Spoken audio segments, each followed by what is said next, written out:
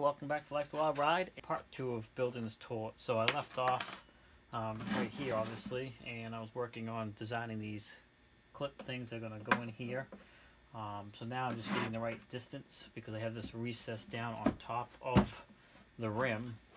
So now I'm just making these so when I put them up on here and they screw up to that, it holds that in place. So I'm going to go ahead and finish bending these in position and drilling new holes because the holes that are in them are in the wrong spot. So I found these already made, but they weren't bent for what I needed. So we're going to go over and finish bending them up and cut off what we need. Basically, I got them in the vise here and I got them bent to where I need them.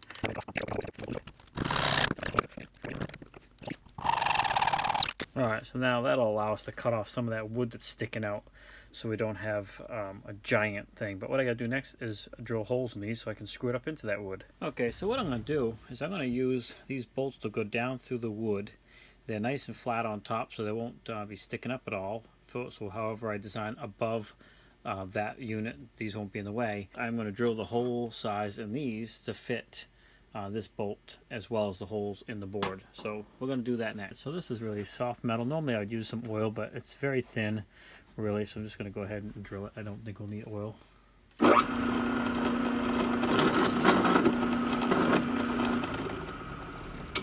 Now what I want to do is just file down any of the little sharp edges. And never use your hand to wipe away metal filings. Either tap it away or use a rag or a brush, because if you do that with your hand and catch an edge, you'll slice your finger open. You can see, there's a lot of little sharp edges right there. Filed them up. I even filed the edges here where I sawed them off, so there's no real sharp edge anymore. And so now that's on there. Needs to go up, and I left it a little bit of space. So when I put the screw and bolt in and bolt it, it'll pull down tight. I didn't want it right flush with it because it would never really tighten up. So this is slightly shorter than what it was needed to make sure I could pull it tight.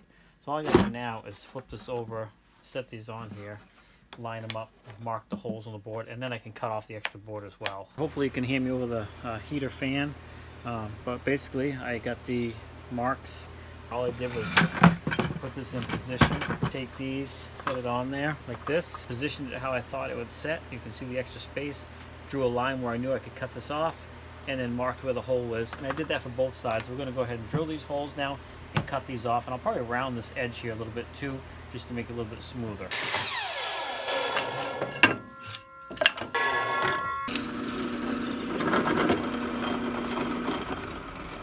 So let's see what we got so far here. Hopefully go down through and can see I'll pound those in. The water pump again. I will pound that down in, but I'll use liquid nails also to seal it so it doesn't spin. Then hopefully this go up through here like that, and then we'll put the nut on it, because I'll probably cut these bolts off too and make them a little bit shorter. Again, I don't have it tightened down because I don't have it pushed in there yet, but let's get the other one on there. Okay, so there, so that will hold this in position down on there like that. And of course we got to cut this off before we're done, and then design a crank that's going to go on there and crank.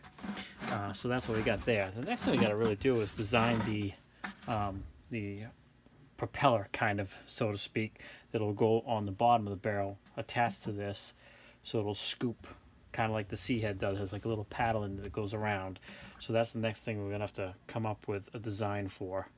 And then, like I said, I'm going to do different than the Sea Head. Is further up this shaft down here, I'm going to have another agitating unit that will hopefully pull down any paper, because that's the problem with the Sea Head.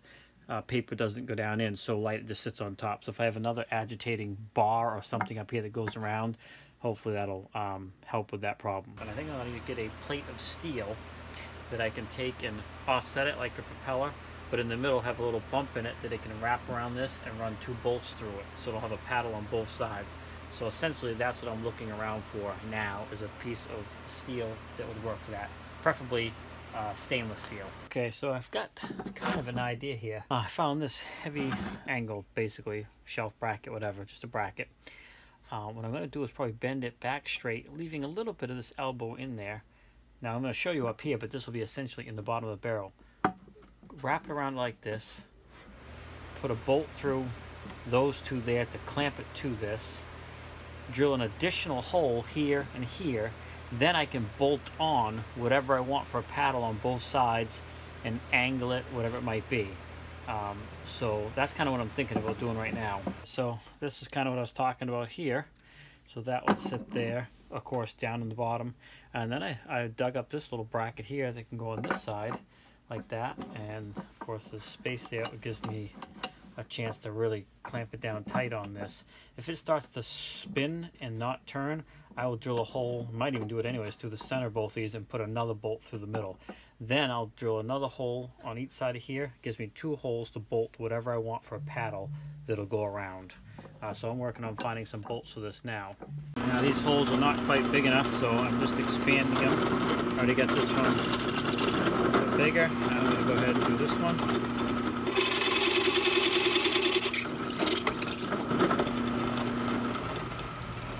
So that'll receive the bolt the same size as the other one. Essentially this is going to work. What I did is I drew some lines on either ends of this bracket here, because I got to drill 2 more holes here and here to bolt the whatever I'm going to use for a paddle. But then I also have to give this a twist so when it goes it scoops. Sorry about the water pump. Alright, so this is where I'm going to try and put that twist in. Now I'm going to clamp it below here because I don't want this area distorted at all, just up here. And we'll go ahead and see if we can put a little twist in this. I still have enough room for a second hole to bolt. Ideally, we'd want the twist right close to that spot right there. Grab the whole thing and then give it a twist. I have to move it up a little bit. Now, I don't know how much this twist has to be.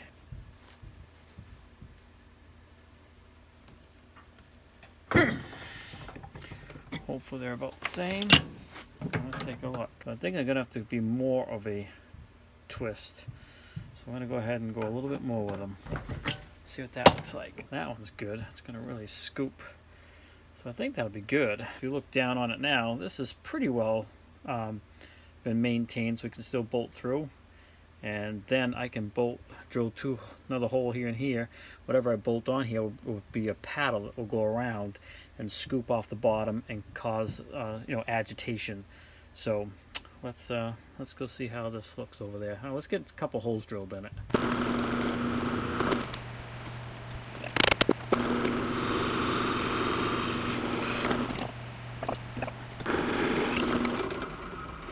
You saw me take it out of the vise. What you really shouldn't do is, this is a pretty good size piece, you could hold on to it, but if it were to catch, it's much easier for this to spin around and cut you than it would be for it to spin this heavy vise around. So that's why it's a good idea to use the vise, but I had to pull it out because for some reason I couldn't get it to stop pushing through.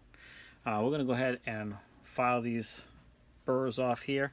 Alright, I'm just going to go ahead and assemble this here and see what we got. Again, this is all trial and error, just kind of messing around with this thing and seeing how it's going to work out. It's probably best if I use an actual bolt head on this side too instead of a screwdriver head, but we'll be able to get it tight. Then we just take this, slide it in there,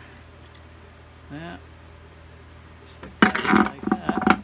I guess you're going to have to loosen these quite a bit because once you put that down in there, you can't pivot it around like you'd like. So that's all in place. This can't move. And if you look down in the bottom there, hopefully you can see that. The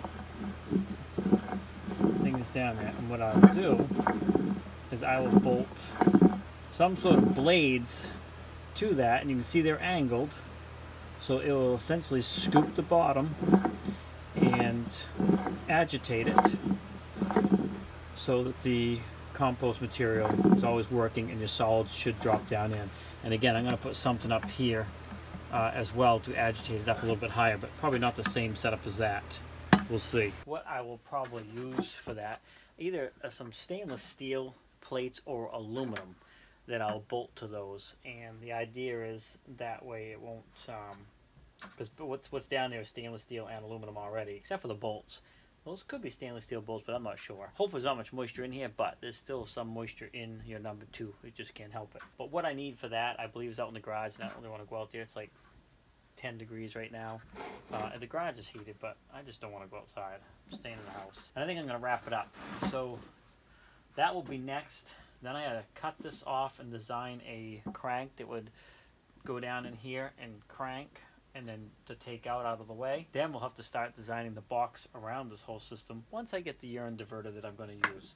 But we're making slow progress for that composting toilet. Hopefully you like this video. I know I haven't been on the bus too much. It's just been too cold outside, and I got a lot of other stuff going on, of course. But this is one step closer to getting that bus built. And you know, that's life. Life's a wild ride, and you just gotta go with the flow. All right, we'll see you next week for another bus build. Hopefully, it might be more on the composting toilet, or I might be building another shelf that's got to go in the bus, because I took some measurements for that. So I'm not sure what I'm gonna do, depending on whether or not I have the urine diverter for this or not yet. But we'll find out. We'll see you then.